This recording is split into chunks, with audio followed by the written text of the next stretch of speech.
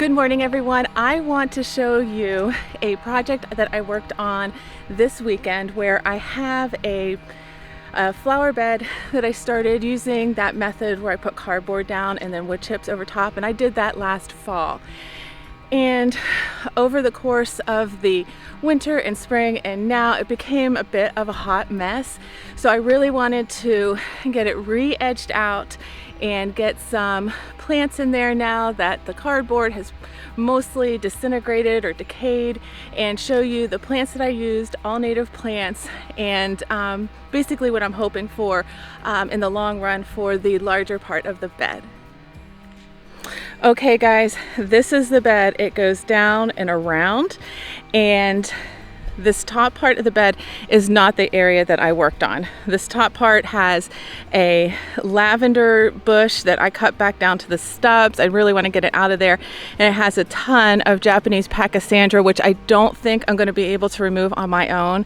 I also have that mess over there, so I think I'll probably have to hire somebody, but I'm trying to do what I can with what I have and the resources I have currently.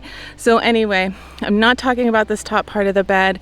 It will be addressed eventually, but it is basically Japanese pachysandra down here to this star magnolia tree, which I need to cut off these suckers and put a little bit of that, paint a little bit of that substance on that stops the suckers from growing. So I'll do that later. But this right here is where I was talking about that I redid. Okay, so it comes around, and I extended the bed up to the mailbox and then up here and then around. Okay, so if you see, I'm gonna try not to get hit by a car. Probably can't tell, but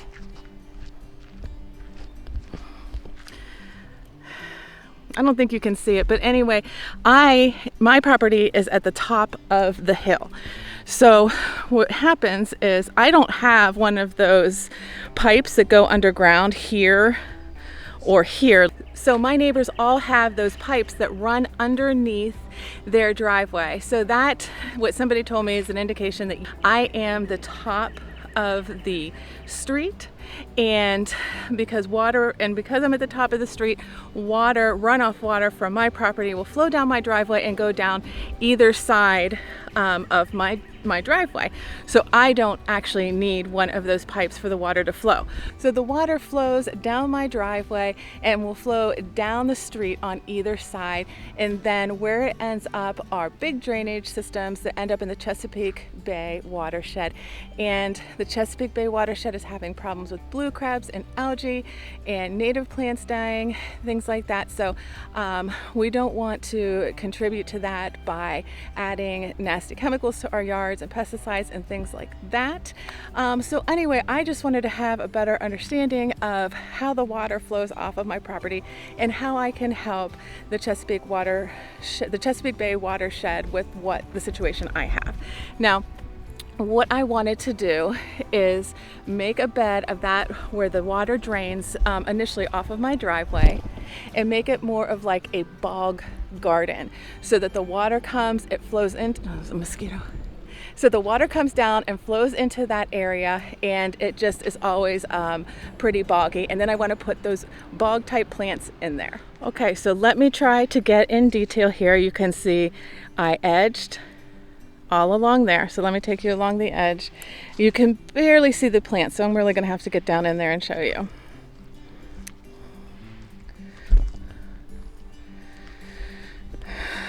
Okay, so that's the bed, and then you can see I have, as we all do on the street, we have this kind of a ditch that goes here. So this is down here, my bog garden.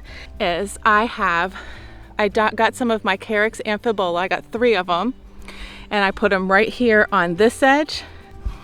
I put 3 right here in front of the mailbox, and then I put 3 on this edge, and that area will all be filled in. Those corner pieces will all be filled in with that Carex Amphibola by next year. Okay, so Carex Amphibola is a native sedge that really likes moist conditions, will thrive in moist conditions. It can do well in sunny conditions if it stays consistently moist. I have an area in my yard, which I've showed you before, where I'm swapping out Carex Amphibola for prairie dropseed because it's way too sunny for the Carex Amphibola and doesn't have enough water. Like if that area was really wet, then it would be okay, but it's not. So I'm swapping that out. This area gets about part sun and it's pretty much always wet. So this is going to be a perfect area for the Carex Amphibola. The golden ragwort is another plant that prefers the shade but can do well in sun given the proper amount of moisture. And the golden ragwort will spread very, very quickly. And that's what I wanted. I wanted a ground cover here that will spread quickly over the next couple years because that's the plant that I want to replace the Japanese Pachysandra behind it. Whenever I'm able to get that Japanese Pachysandra out of there, I want the golden ragwort to be the ground cover of choice here. Now the golden ragwort is going to bloom in the early spring, and it is going to be beautiful little all yellow daisy like flowers that come up. There's like a spike that comes up about 12 to 18 inches, more like 12 to 16 inches from the base of the plant, and at the very top has that small daisy, full yellow daisy like flower. And then the other two plants I put in this bed are blue flag iris and my Hypericum prolificum. The blue flag iris has a real spiky leaf which will contrast real nicely with the golden ragwort that has a real round circular leaf.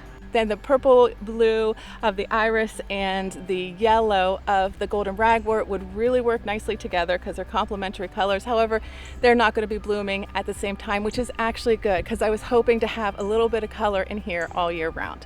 Okay, so first we have the golden ragwort that's going to bloom, and then the next thing to bloom will be the blue flag iris, and then after that I put in 3 Hypericum prolificum bushes. I have the Hypericum prolificum over around here. I have 3 of them, and those have the really pretty yellow flowers that will bloom in mid-June through pretty much through July. I think my ones in the back are blooming now. The Hypericum prolificum is pretty much an all-around plant, so it can deal with sun or shade, dry or moist. So right here it has the 3 have a little bit of both. The one on the far end is a little drier, and the one closest to me is in a wetter area, more of the boggy area. So take a year or two to really start filling in and looking beautiful, but in the end I really think this will be a perfect environment for these plants I chose. So I'm just going to go through and point at each of the plants in the area. Right here is a golden ragwort. I have about 18 of these all throughout this bed. So they're all like weaving in and out of the other plants I planted. And then on each corner, I have put a Carex Amphibola. These will get big and will take up this whole area right here and be a nice corner piece here, there, and there. In the lowest part of the bed right here, and probably the boggiest, you can barely see them, but these are blue flag iris that you probably watched me grow from seed or winter sow last fall or this winter. But those are there, and they will get significantly bigger next year. So you can see more of the golden ragwort, and that'll eventually contrast nicely with the spear-like leaves of the blue flag iris. And then finally over here are the 3 baby Hypericum prolificum bushes. Here's 1, 2, 3. More of the Carex Amphibola. Again, this whole area will be taken up with that texture right there.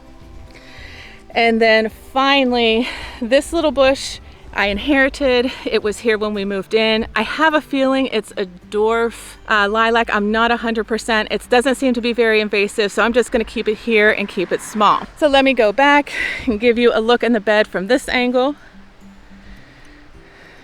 So that right there is my new bog garden. Not much to see, but it will be someday. Oh, and then a little update. Somebody had asked about frog fruit. This is the bed right here that I put all the frog fruit in, and here is the frog fruit. coming around there. And then you can see it sporadically in here. So where it's more sporadic is where the leaves didn't blow off, and more of the leaves blew off here. So I think eventually it'll come together, probably slower than I was planning. So that's a lilac, that's a forsythia. I want both of those removed. I have 3 Hypericum prolificums in there. I want those replaced with 2 additional Hypericum prolificums. And then it would be really nice to have this fog fruit all around here to be the ground cover in this bed. And then what I need to do, and something that I found with this fog fruit, is that it really is a mat forming type plant, and it will come out into the grass. So I'm going to go ahead and try and keep it pulled into the bed, and then give this bed a really good edge. And I'm going to have to be really careful over the winter and make sure that, a lot of times what happens is the leaves that fall here, they're the last ones I pick up, and they're usually right here in a big hot mess. So anyways, I'm just gonna have to keep an eye on making sure I can keep this bed looking nice, and also keeping the edge nice and clean, so that that fog fruit does not creep out into the lawn. Okay everyone, so that's my quick update on a couple things that I worked on this weekend, and an update somebody had asked me about in a previous video. So I hope you enjoy your day. It's really beautiful here in Northern Virginia, Zone 7A. Thank you for joining me, and I will see you again next time.